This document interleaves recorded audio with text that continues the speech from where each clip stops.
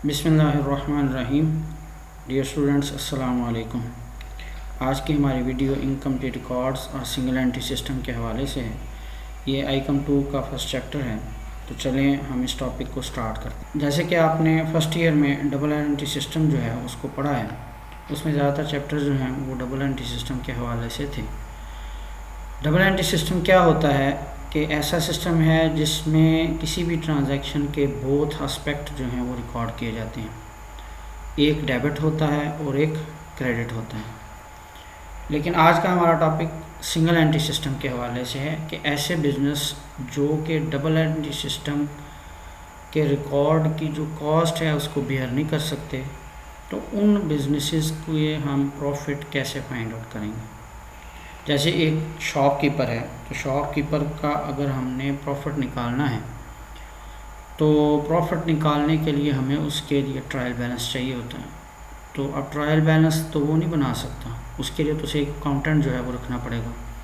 अब उस अकाउंटेंट की जो कॉस्ट है वो काफ़ी ज़्यादा होती है, इतना उसका मुनाफा नहीं होता कि वो अपने प्रॉफिट में से उस अकाउंटेंट को पे कर सकें।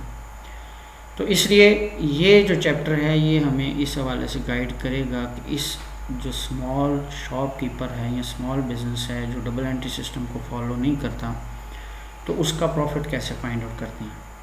अब सबसे पहले हम देख लेते हैं इसकी डेफिनेशन को कि सिंगल एंट्री सिस्टम या इनकम्प्लीट रिकॉर्ड जो है वो क्या है। कहते हैं under single entry system sometimes both aspects of a transactions are recorded, sometimes only one aspect of a transaction is recorded and sometimes no aspect of a transaction is recorded।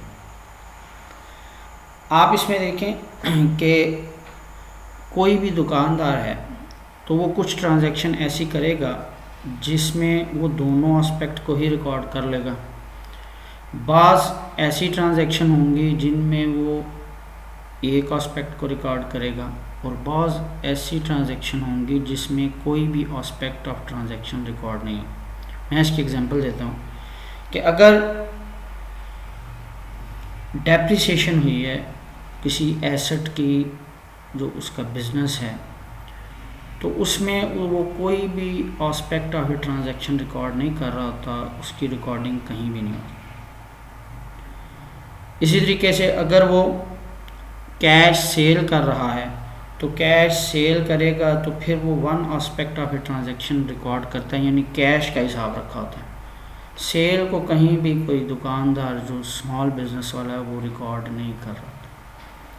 इसी तरीके से some time both aspect record हो जाते हैं। जैसे किसी से उनको उधार दिया है तो उससे जब उधार वापस लेंगे तो हम दोनों चीज़ों को उसमें रिकॉर्ड कर लेते होते हैं। आमतौर पे जो स्मॉल बिजनेसमैन है वो रिकॉर्ड ज़रूर करता है, कैश को भी रिकॉर्ड करता है और जो डेटर है उसके अकाउंट में से भी उसकी जो अमाउंट पेमेंट है उसे माइनस कर देता है। तो ये हमने देख लिया जी कि सिंगल एंट्री सिस्टम में some time both aspect record होते हैं, सम टाइम एक एस्पेक्ट ऑफ ट्रांजैक्शन रिकॉर्ड होता है और सम टाइम कोई भी एस्पेक्ट ऑफ ट्रांजैक्शन रिकॉर्ड नहीं होता। तो इसमें बाज़ का जो सिंगल एंट्री सिस्टम में ये बुक्स जो हैं वो बनाई होती हैं, जो स्मॉल बिजनेसमैन है उसने एक डे बुक या जर्नल बनाया होता है या कैश बुक बनाई होती है, और बाज़ का लेजर अकाउंट्स जो हैं कस्टमर के और क्रेडिटर्स के बनाए होते हैं। ये लाजमी होते हैं कस्टमर और क्रेडिटर्स के अकाउंट्स। कैश का भी हिसाब जो है रखा होता है, कैश बुक अगर ना भी बनाए या जर्नल भी बाज़ का नहीं होता। तो इन्हीं रिकॉर्ड से हमने क्या करना है, फिर उसका प्रॉफिट फाइंड आउट करना है। तो जो सिंगल एंट्री सिस्टम है इसमें प्रॉफिट फाइंड आउट करने के दो मेथड होते हैं।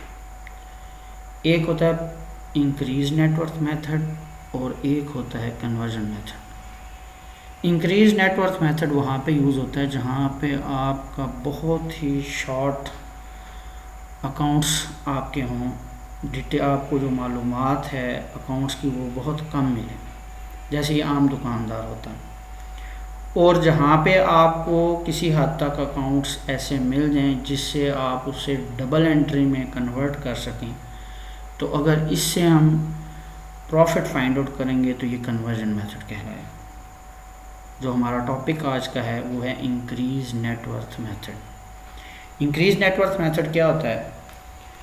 The method in which adjusted capital at the end and capital at the beginning are compare to ascertain the profit और loss under single entry system. कि ये ऐसा मेथड है जिसमें हम adjusted capital at the end और capital in the beginning को आपस में मुवाजना करते हैं ताकि प्रॉफिट या लॉस जो है वो फाइंड आउट हो सके। अब इसमें ये देखने की बात है कि ये मेथड जो है इंक्रीज नेटवर्थ मेथड है। नेटवर्थ बेसिकली कहते हैं कैपिटल को। कैपिटल में इंक्रीज कितना हुआ है, क्योंकि आप देखते हैं कि कैपिटल जो इंक्रीज होता है आमतौर पे प्रॉफिट पे ही होता है। तो हमने इस मेथड में यही देखना है कि हमारे ओपनिंग कैपिटल से लेके एंडिंग कैपिटल तक कितना इजाफा हुआ है। जो इजाफा होगा हम उसे क्या करेंगे, प्रॉफिट मान लेंगे। ठीक है, अब इसके लिए यहाँ डेफिनेशन में उसने कहा है कि हम adjusted capital at the and को कैपिटल इन द बिगिनिंग से कंपेयर करेंगे। अब हम नेक्स्ट चेक कर लेते हैं adjusted capital at the and क्या होता है। Adjusted capital at the and जो है ये आपके सामने इक्वेशन है। एंडिंग कैपिटल इसमें ड्राइंग जो है ऐड की गई है, इंटरेस्ट ऑन ड्राइंग जो है वो भी ऐड हैं और लेस फर्दर कैपिटल किया गया। अब आप इसमें देखें कि जब आप पार्ट 1 में फाइनल अकाउंट पढ़ते हैं तो बैलेंस शीट में आप कैपिटल लिखते हैं, तो कैपिटल में वहाँ ड्राइंग जो है लेस होती हैं, इंटरेस्ट ऑन ड्राइंग लेस होती हैं, फर्दर कैपिटल ऑलरेडी इस कैपिटल में ऐड हुआ होता है, इंटरेस्ट ऑन जो कैपिटल है वो भी ऐड होता है, और फिर प्रॉफिट हम क्या करते हैं, ऐड कर देते हैं। तो जो एंड जवाब आता है हमारा वो एंडिंग कैपिटल होता है। यहाँ पे वो उसी एंडिंग कैपिटल को रिवर्स कर दिया गया है कि जो चीज़ें उसमें ऐड हैं वो लेस कर दी हैं और जो लेस हैं वो ऐड कर दी गई हैं। अब ड्राइंग वहाँ पे लेस की जाती है, उसे ऐड कर देंगे। इसी तरह इंटरेस्ट ऑन ड्राइंग वहाँ पे लेस किया जाता है, यहाँ ऐड कर दिया गया। फर्दर कैपिटल इसमें मौजूद है था तो वो भी हमने क्या किया, लेस कर दिया। अब हमारे पास जो बाकी चीज़ बचेगी वो ओपनिंग कैपिटल होगा। तो वो ओपनिंग कैपिटल हम क्या करेंगे, इसमें से वो भी जब लेस कर देंगे तो हमारा बेसिकली उस अमाउंट के अंदर प्रॉफिट ही रह जाएगा, तो हमारा प्रॉफिट का जो है वो आंसर आ जाएगा। तो इसीलिए हम क्या कहते हैं, इसे adjusted capital at the and को हम क्या करते हैं जी, मुवाजना करते हैं ओपनिंग कैपिटल के साथ। अब इसमें जो हम परफॉर्मा बनाते हैं statement of profit and loss का, जिसके ज़रिए से हम प्रॉफिट निकालते हैं, उसमें ये चीज़ें हम ऐड लेस करते हैं। ये परफॉर्मा मैंने आपके सामने शो किया है। सबसे पहले एंडिंग कैपिटल होता है और इसमें ड्राइंग ऐड कर दी जाती है, इंटरेस्ट ऑन ड्राइंग जो है वो भी ऐड कर दिया जाता है, लेस फर्दर कैपिटल कर दिया जाता है। ये जो पीछे हमने इक्वेशन पढ़ी है ये वही चीज़ें ऐड लेस हुई हैं। तो ये हमारा जो आंसर आएगा इसके बाद उसे adjusted capital at the and कहेंगे। अब इसका मुवाजना करना है आपने, इसमें से ओपनिंग कैपिटल लेस कर देना है। ओपनिंग कैपिटल लेस करेंगे तो ये आपका प्रॉफिट आएगा या लॉस आएगा।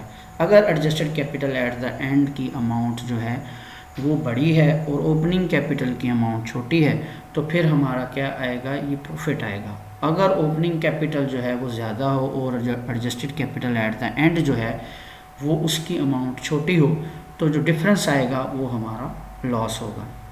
अब ये हमारा जो प्रॉफिट आएगा ये इंटरेस्ट ऑन कैपिटल से पहले का है, और इंटरेस्ट ऑन कैपिटल भी अगर क्वेश्चन में दिया गया होगा तो उसे हम लेस कर देंगे।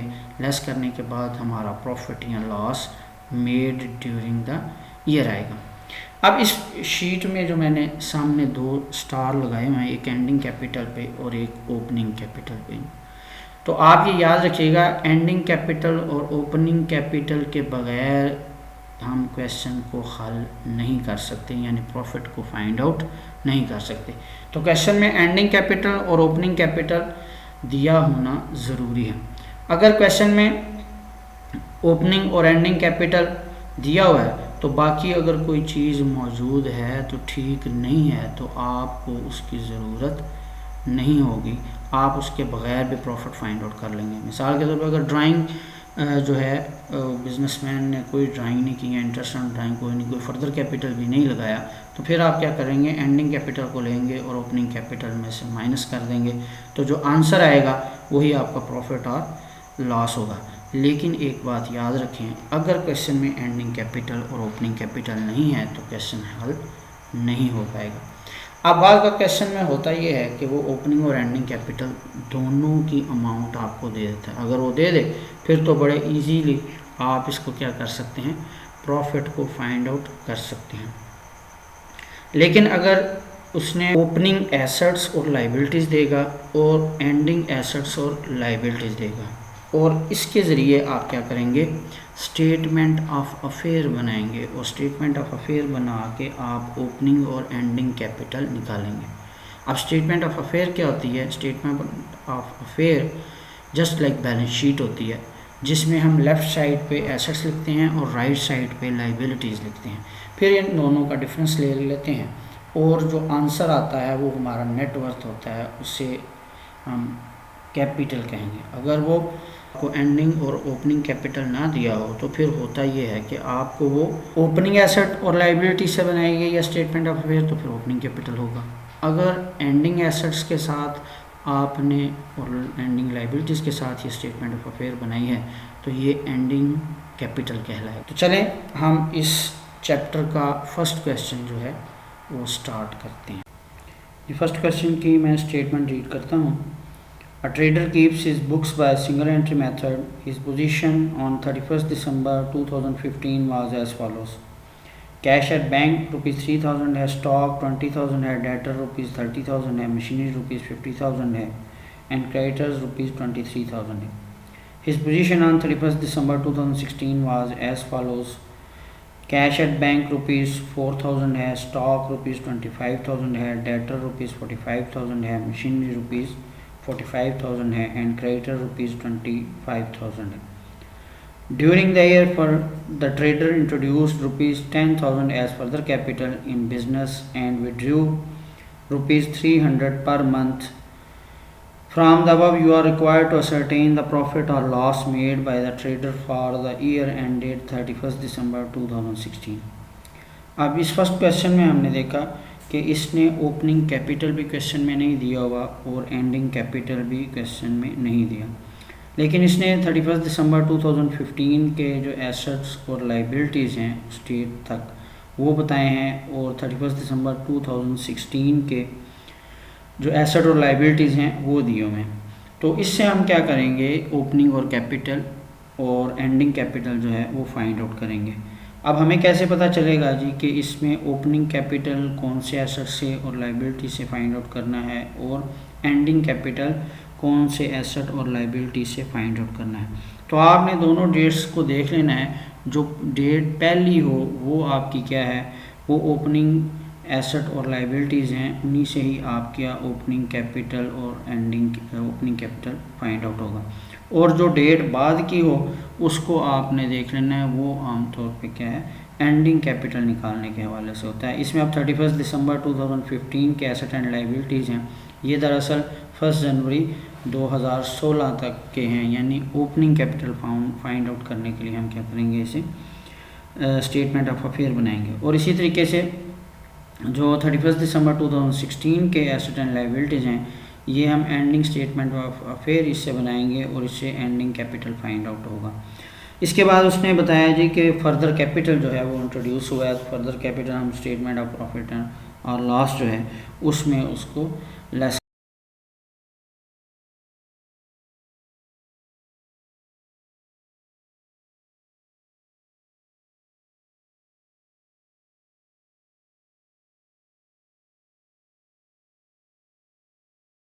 कर देंगे। और फिर आगे उसने विड्रू किए हैं ₹300 पर मंथ। तो पर मंथ के हिसाब से 300 ये ड्राइंग है, तो अब ये पर मंथ है तो इसे 12 से मल्टीप्लाई कर देंगे तो हमारी पूरे साल की ड्राइंग जो है वो फाइंड आउट हो जाएगी। तो इसने आगे इसका कहा है जी प्रॉफिट और लॉस बनाएं और डेट दी है 31 दिसंबर 2016। अब जब 31 दिसंबर 2016 है तो इसी डेट के जो एसेट और लाइबिलिटीज़ हैं ये हमारे एंडिंग स्टेटमेंट ऑफ अफेयर में लिखे जाएंगे और एंडिंग कैपिटल फाइंड आउट करने के लिए हम इनको इस्तेमाल करेंगे। तो चलें हम स्टार्ट करते हैं। ये परफॉर्मा जो है सामने आपके, ये मैंने स्टेटमेंट ऑफ अफेयर के हवाले से जो है वो बनाया हुआ है।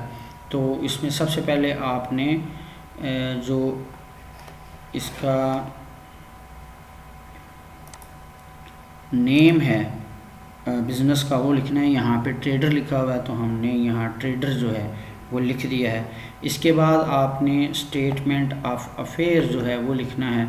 फिर ये जिस डेट तक पर है आप स्टेटमेंट ऑफ अफेयर बना रहे हैं उस डेट को मेंशन करना है, जैसे एज़ ऑन 31 दिसंबर 2015, क्योंकि मैं ओपनिंग बना रहा हूँ ओपनिंग स्टेटमेंट ऑफ अफेयर, तो इसलिए मैंने इसको ऐसे लिखा है।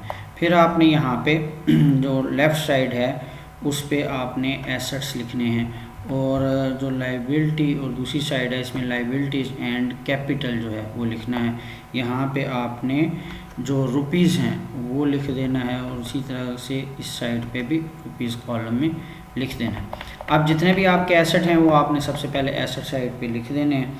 तो सबसे पहले हम कैश इन एट बैंक जो है उसे लिखेंगे।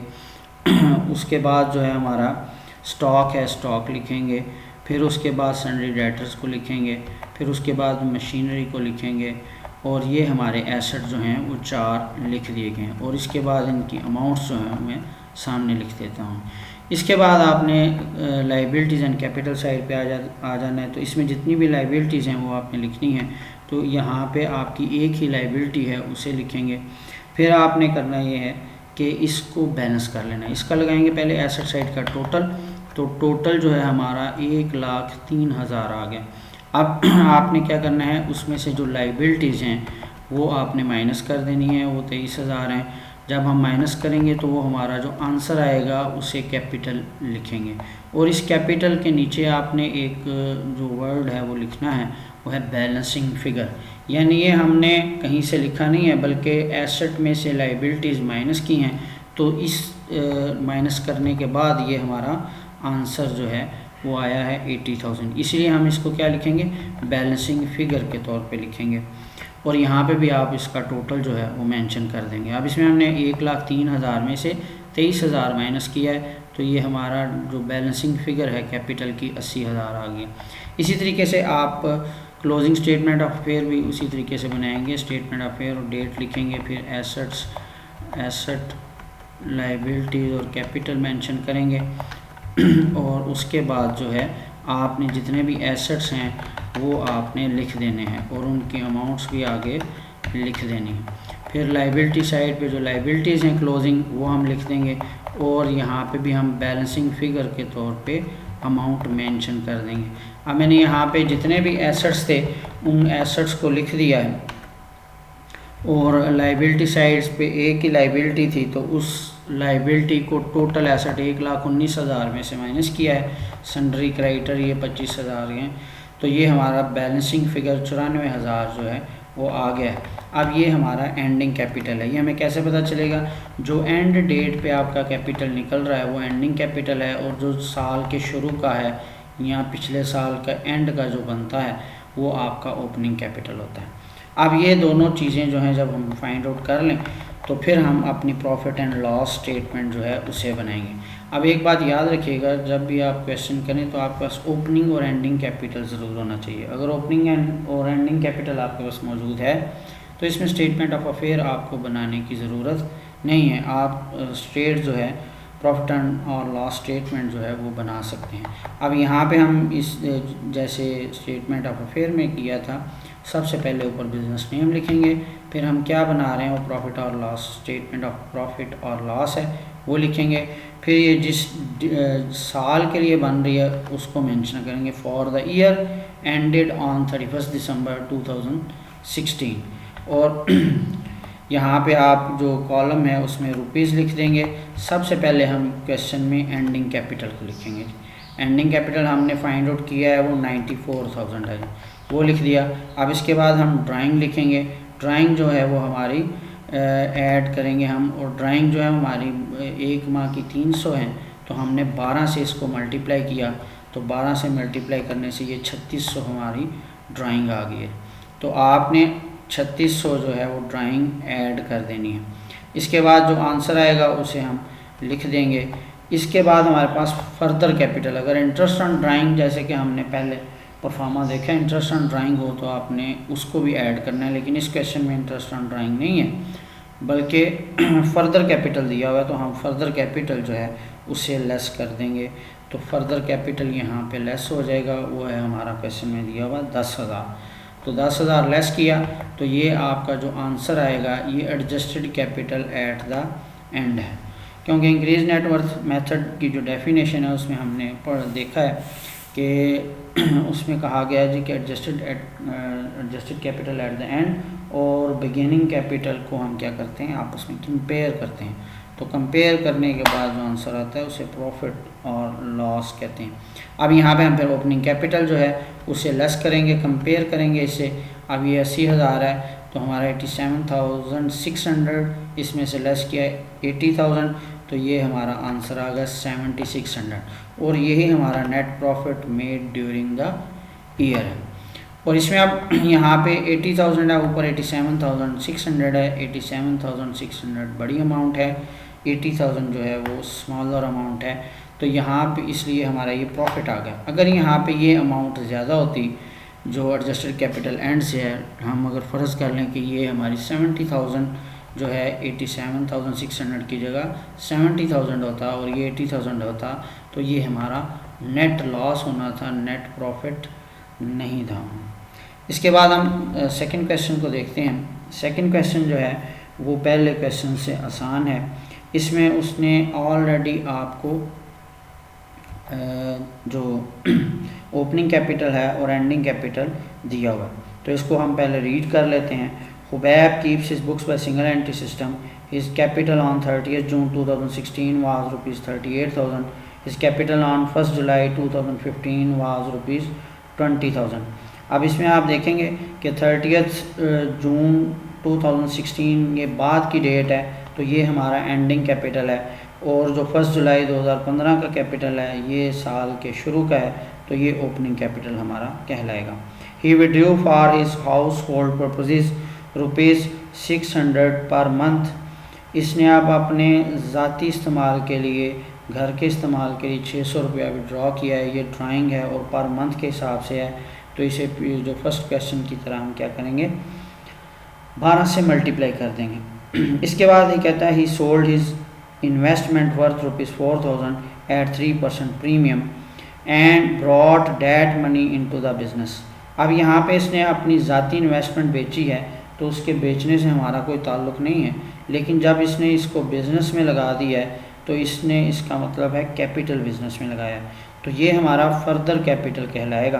तो इस फर्दर कैपिटल को हम लेस करेंगे। इसमें 3% प्रीमियम है, तो 4,000 का 3% लेके 4,000 में ऐड कर देंगे, तो ये वो हमारी जो इन्वेस्टमेंट की सेल जो उससे अमाउंट हमें प्रोसीड्स वसूल हुई हैं वो अमाउंट आ जाएगी, और उसी को हम क्या करेंगे लेस कर देंगे। कहते हैं calculate the profit of Hubaib for the year.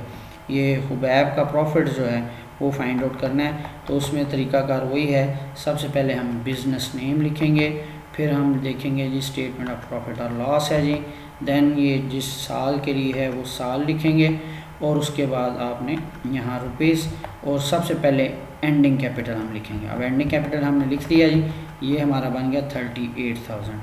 इसके बाद हमने यहाँ पे ड्राइंग अगर है तो वो करने के क्वेश्चन में ड्राइंग है, तो हम ड्राइंग यहाँ पे ऐड कर देंगे वो 600 ज़रब 12 के हिसाब से।